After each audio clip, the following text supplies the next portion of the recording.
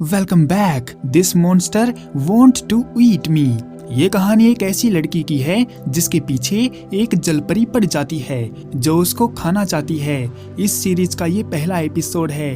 अगर आपको इसके और भी एपिसोड देखने हैं तो चैनल के साथ बने रहें। एक लड़की है, जब वो अपनी आंखें बंद करती है तो उसे समुद्र की लहरें सुनाई देती हैं। लेकिन जब से वो एक लड़की से मिली है उसकी जिंदगी बदल गई है। हिनाको नाम की लड़की का समुद्र किनारे पर घर बना हुआ है और वो अपने घर में सो रही है। हिनाको एक शियोमी हाई स्कूल की स्टूडेंट है जो काफी मासूम और भोली भाली लड़की है। गर्मियों का मौसम चल रहा है। हिनाको की आंखें सुबह के अलार्म के साथ खुलती हैं और जब वो अपना मोबाइल चेक करती है तो उसकी फ्रेंड मिको का मैसेज शो हो रहा होता है।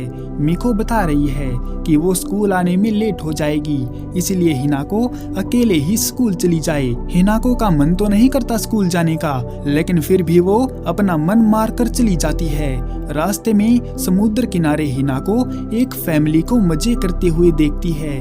उन्हें देखकर हिनाको को अपने बचपन की याद आ जाती है जब वो अपनी फैमिली के साथ छुट्टियां एंजॉय करती थी। हिनाको को समर का मौसम बिल्कुल भी पसंद नहीं है क्योंकि गर्मियां उसकी दर्द भरी यादों को ट्रिगर कर देती है। हिनाको अपने ख्यालों में खोई हुई थी कि तभी समुद्र में कुछ हलचल होती है। हिनाको को लगा कि शायद वो कोई बड़ी मछली होगी, इसलिए वो आगे झुकते हुए उसको देखने की कोशिश करती है। पर अचानक से एक लड़की आकर हिनाको को पीछे खींच लेती है। उसका कहना है कि अगर वो टाइम पर नहीं आती तो हिनाको समुद्र में गिर जाती। उस लड़की का नाम शियोरी है जिसकी आंखें समुद्र की तरह साफ और गहरी हैं।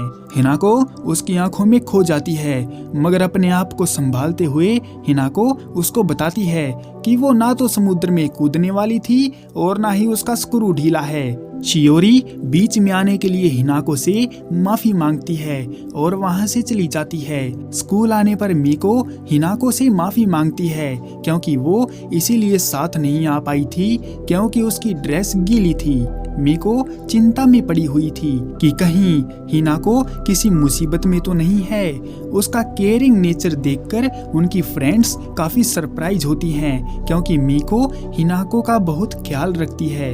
क्लास में बैठे बैठे हिनाको समुद्र की गहराइयों में खो जाती है। वो अपने दोस्तों के बीच होती तो है, लेकिन अभी भी उसका दिल और दिमाग समुद्र और शियोरी के बारे में ही सोचता रहता है। शाम होने पर जब हिनाको घर जाने की तैयारी करती है तो मिको हिनाको को एक किताब की दुकान पर ले जाने की बात कहती है और साथ में कुछ पेस्ट्रीज खाने का भी प्लान बनाती है। लेकिन तभी उसकी दोस्त आकर बताती है कि मैथ टीचर ने उसकी मिस हुई क्लास की सारी वर्कशीट्स कंप्लीट करने का ऑर्डर दिया है और अगर मिको ने ऐसा नहीं किया तो उसको पनिशमेंट मिलेगी। ना चाहते हुए भी मिको को अपना काम करने के लिए जाना पड़ता है और वो हिनाको को उसका इंतजार करने को बोलती है। अब हिनाको अपना टाइम पास करने के लिए कुछ सोचने लगती है ताकि वो बोर ना हो और तब तक मिको भी आ जाएगी। पर तभी हिनाको को उसी लड़की की प्रेजेंस महसूस होती है जो उसे समुद्र किनारे मिली थी।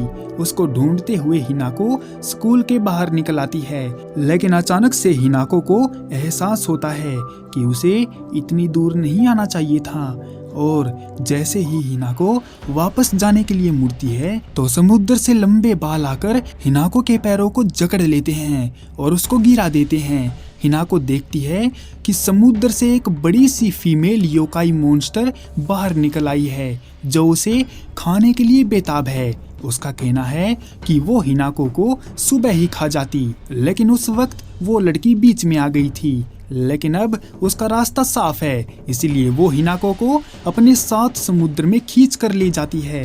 हिनाको को समझ नहीं आता कि ये क्या हो रहा है। वो बेहोश हो जाती है और जब उसकी आंखें खुलती हैं तो वो उसी लड़की शियोरी की बाहों में होती है। योकाई मॉन्स्टर गुस्से में बाहर निकल आती है और वो शियोरी से हिनाको को वापस मांगती है क्योंकि हिनाको उसका शिकार है, लेकिन शियोरी उसको देने से मना कर देती है। और तभी हमें पता चलता है कि शियोरी एक मरमेड यानी जल परी है। वो जल्दी से अपने हाथों को ट्रांसफॉर्म करती है और अपने नुकीले नाखूनों से उस योकाई योकाई मॉन्स्टर को चीर फाड़ देती है। अपने सामने इतना खून खराबा देखकर हिनाको दंग रह जाती है। खून में लथपथ शियोरी जब उसके पास आती है तो हिनाको घबरा जाती है, क्योंकि उस जलपरी शियोरी का कहना है कि वो काफी टाइम से हिनाको को ढूंढ रही थी ताकि उसको खा सके, क्योंकि उसका खून और उसका मांस बहुत ही ज्यादा स्वादिष्ट है। इसीलिए ही योकाई मॉन्स्टर उसको खाने आई थी। लेकिन फिलहाल शियोरी उसको नहीं खाएगी, क्योंकि वो उसे और बड़ा करेगी ताकि हिनाको और भी ज्यादा टेस्टी बन जाए, और तब तक शियोरी उसकी दूसरे मॉन्स्टर से रक्षा करेगी। इसके बाद मिको हिनाको को ढूंढती हुई वहां पर आ जाती है, क्योंकि उसका काम पूरा हो चुका है। लेकिन वो हिनाको को भीगी हुई देखकर घबरा जाती है और इसी वजह से उसकी तबीयत खराब हो जाती है और वो अगले दिन स्कूल भी नहीं जा पाती। क्लास में अपनी बेंच पर अकेली बैठी हुई हिनाको उम्मीद करती है कि मिको जल्दी से ठीक हो जाए। हिनाको शियोरी के बारे में सोच ही रही थी कि क्या वो सच में उसे खाने आई है, पर अचानक से टीचर क्लास में आते हैं और सभी स्टूडेंट को एक नई ट्रांसफर लड़की से इंट्रोड्यूस करवाते हैं। हिनाको देखती है कि ये वही लड़की है जिसने कल उस मॉन्स्टर से उसकी जान बचाई थी, यानी कि वो जलपरी शियोरी।